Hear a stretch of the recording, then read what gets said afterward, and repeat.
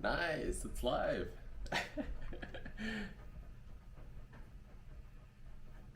Let's see.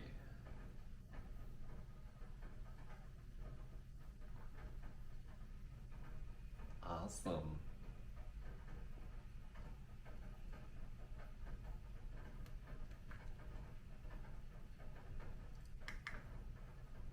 So currently I have it on this like DJI Pocket camera device, and I got a computer right over here. I've connected it to my phone and it is live. Let's look at what we got. So I got some new beans right over here. It's from Rwanda and I'm pretty excited to brew with it. I'll be using a AeroPress and I'll be playing around with the live stream features right over here, just seeing how it works because I have no idea how it works. Let's see, it says that stream status is excellent, stream is healthy, no data. There's like a analytics area, and yeah, pretty darn cool. What happens if I say something over here? Test message. Okay, so it has like my face, brewing habits, and it has the message. I can create a poll, custom emojis. Okay. Cool. Well, let's brew some coffee.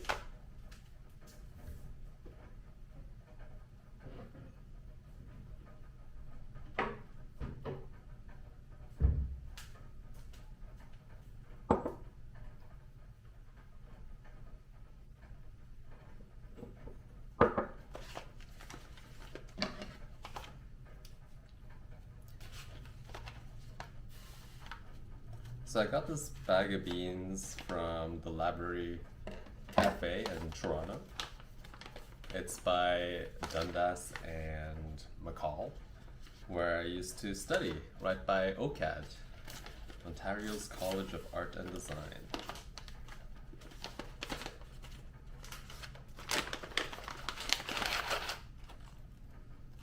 Smells delicious. Let's see, it's too dark in there.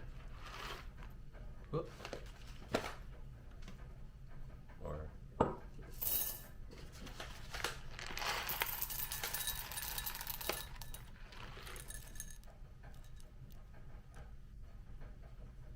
It's a pretty light roast.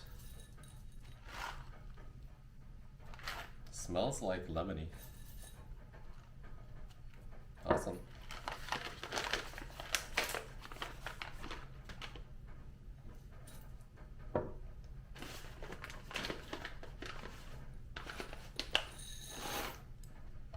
So we'll go with around 15 grams of coffee.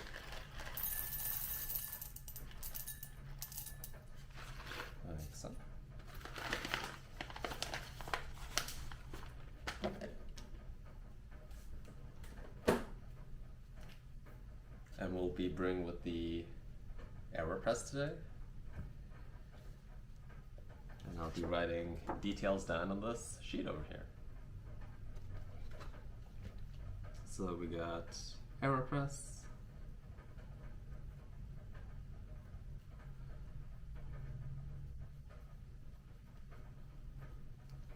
and the roast date is July 20th.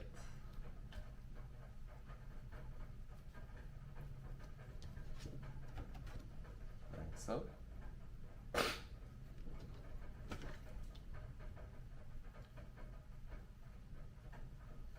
and today is the 28th.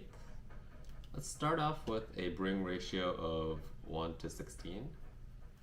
And since we're using 15 grams of coffee, we'll use 240 grams of water.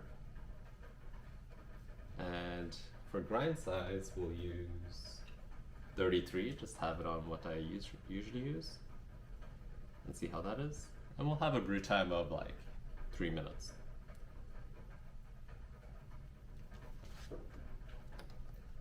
Like so.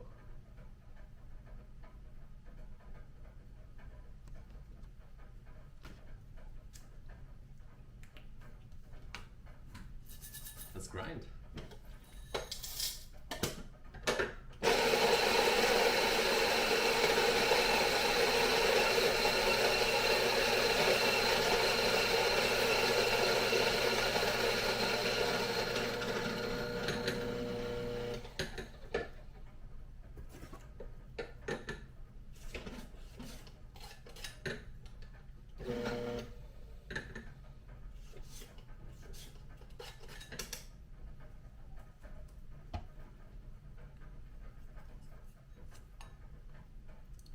And we have our 15 grams of coffee.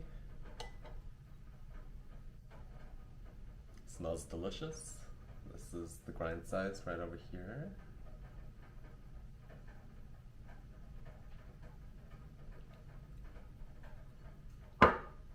And let's prepare the AeroPress. So I won't be using the inverted method, but I'll still be using somewhat of a inversion method by putting in the plunger as I brew it, just to like lock in the water over there. I'll show you what I mean.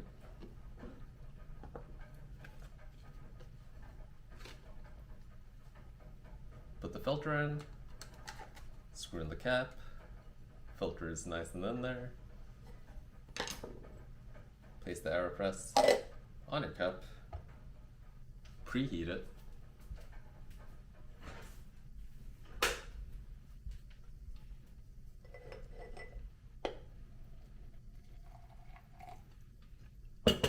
like so.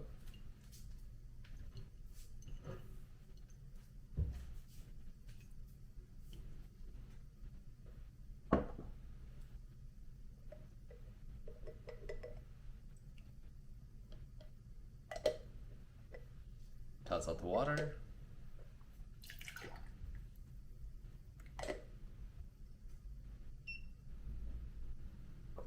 Use the funnel. Pour the coffee in. And I'll be pouring all of the water, so 240 grams, pretty quickly and stir it right away. So let's see. Start the timer. Pour, pour, pour, pour, pour.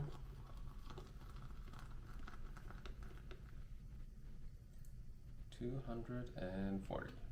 And now I'll take the plunger and put it in like so.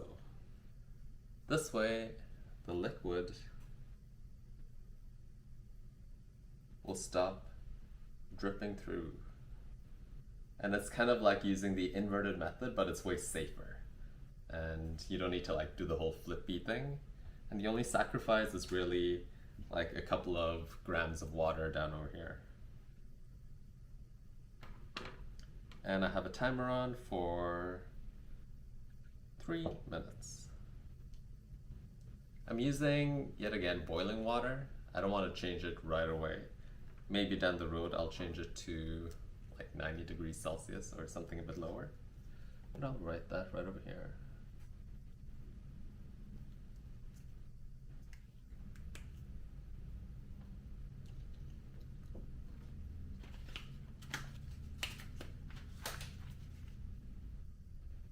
And now we wait.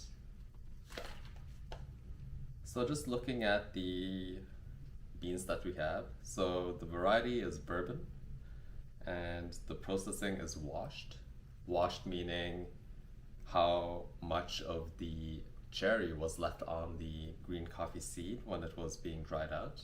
So washed is extremely clean, while honey leaves a bit of the cherry flesh on the seed while it's drying out to give a bit more funk.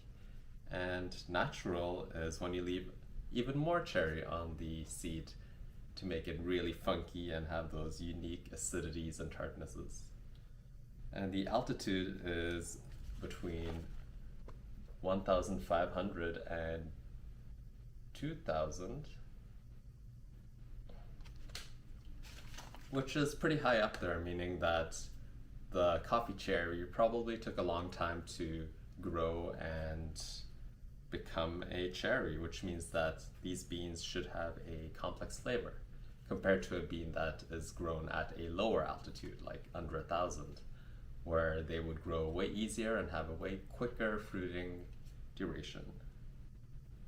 And the tasting notes: honeydew, raspberry, and maple sugar.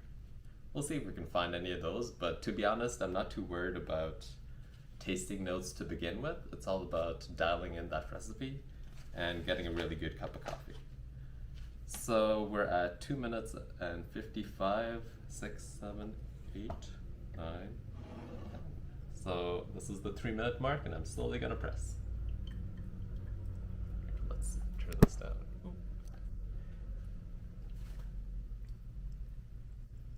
I'm not really pressing hard or anything, kind of just leaning on it.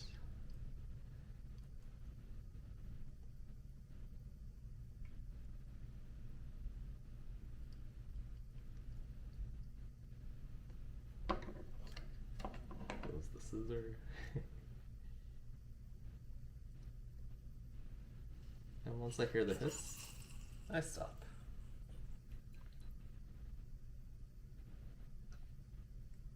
To remove the puck, what I like to do is I like to have a separate cup.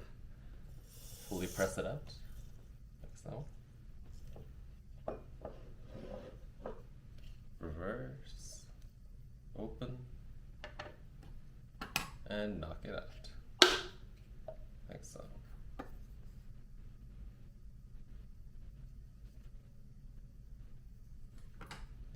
And then just wash this. I'll be right back.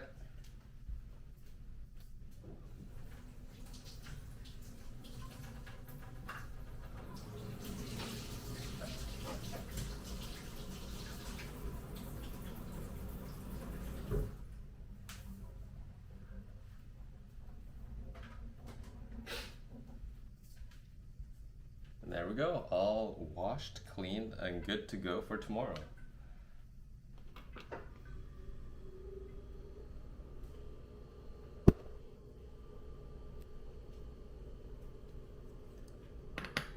Last thing you need to do is stir your coffee. And what I like to do is wait a bit. So normally it's a bit too hot right now to drink right away. So waiting a couple of minutes would be ideal. But for the sake of this video, I'm just gonna sip it right now and see how it tastes.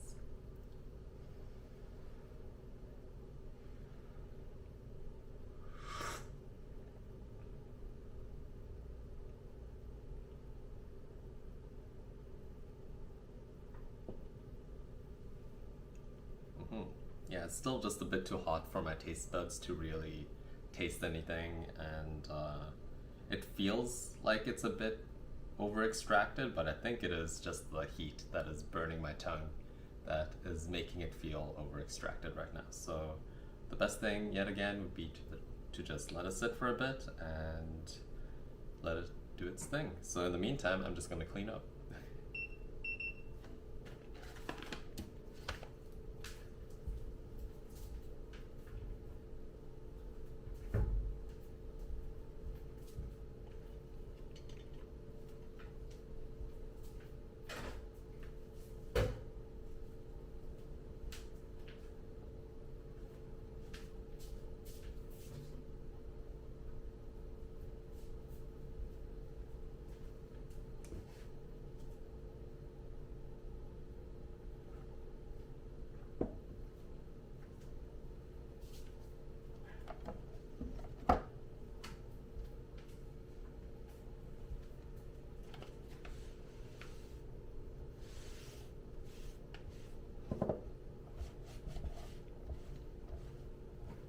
So what are my plans with this live stream shenanigans over here?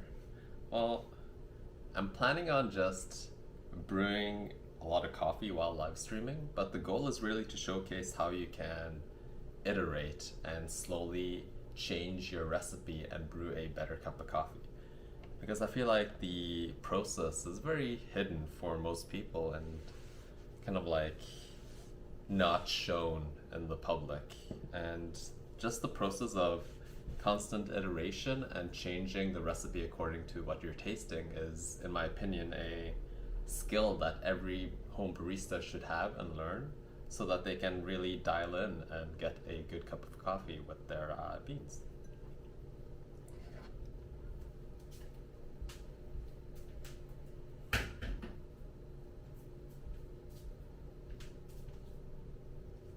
wonder if I can get any like background music for this. Like I have a TV right over here that I can probably put on some music, or like this computer over here. That would probably be nice and very chill of a morning. Just pop on some music.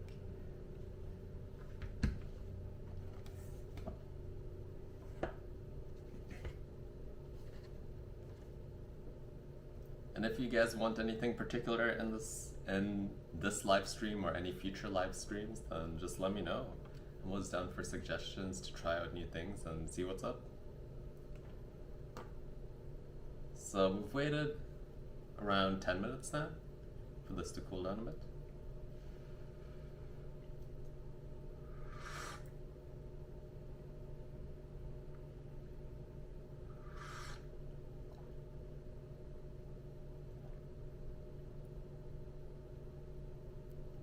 Okay, so my initial thoughts was that when I first took a sip was that it was like just too hot, but now it's cooled down a bit and I can taste that it's actually slightly under extracted.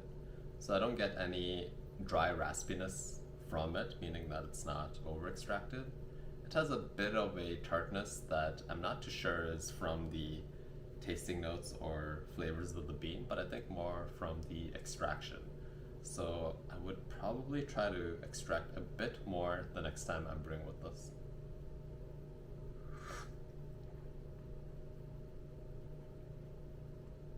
It has a pleasant mouthfeel, but I think that we can also lean more into that. So right now it has a bit of a silkiness, but it can get even more silky if we brew it a bit differently, in my opinion.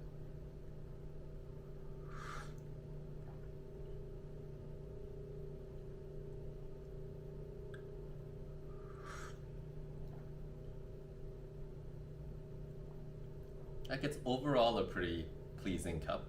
I don't think it is horrible. It's just that improvements can be seen, and I know that I can change some variables here to make it just a bit better, to eke out a bit more deliciousness from it.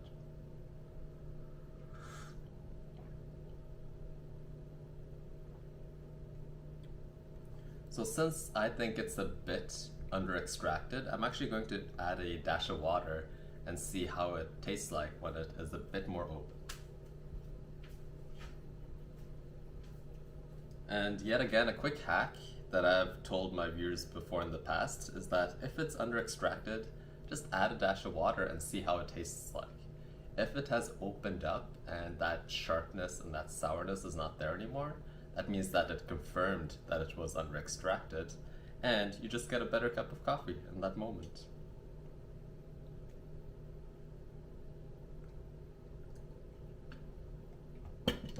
And it's not a lot, it's literally just the smallest dashes of water.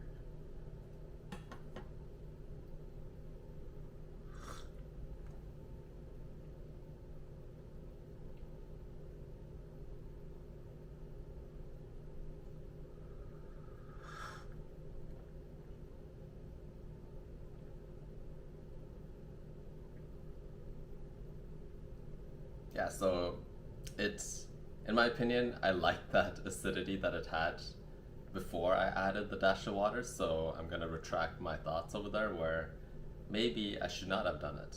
But now I can also hone in and say that it wasn't as under extracted as I thought it was. It was probably a pretty balanced extraction, and that tartness and acidity that was there was probably intended and is from the bean. So maybe it is that raspberry slash berry tartness that is intended.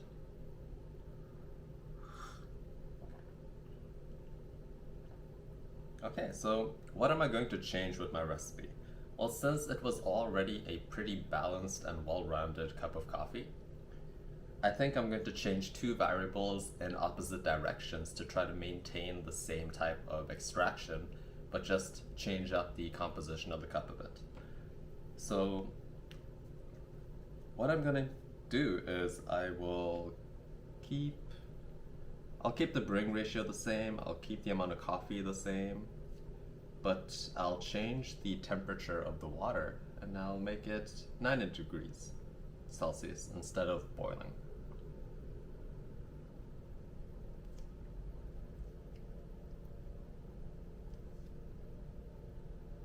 And I'll keep the grind size the same too, but the thing that I am going to change is my brew time.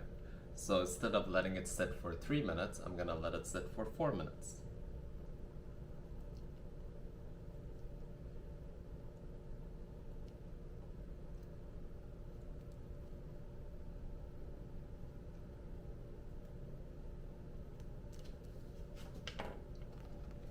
So just looking at this chart over here now, we have the same brewing ratio, same amount of coffee we'll be using. The amount of water is the same, but we'll be changing the temperature from boiling to 90 degrees Celsius. We'll use the same grind setting. We'll be using the 1 minute extra on the brew time. And just looking at how this current cup over here tastes, the extraction was pretty balanced, but I felt like the taste could be improved a bit, so we'll be trying to do that in the next cup of coffee.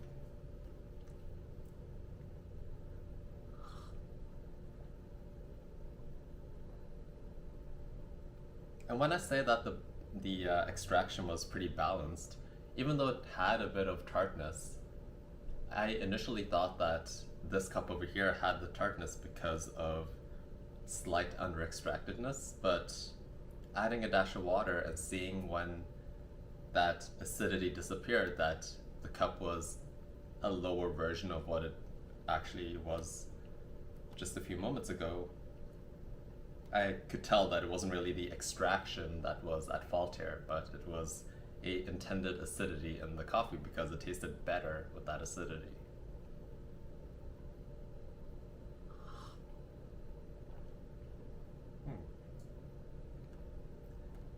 Okay, so I'll see you tomorrow where we try out the improved recipe and hopefully get an even better cup of coffee.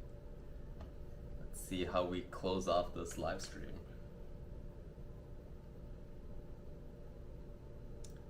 And live stream?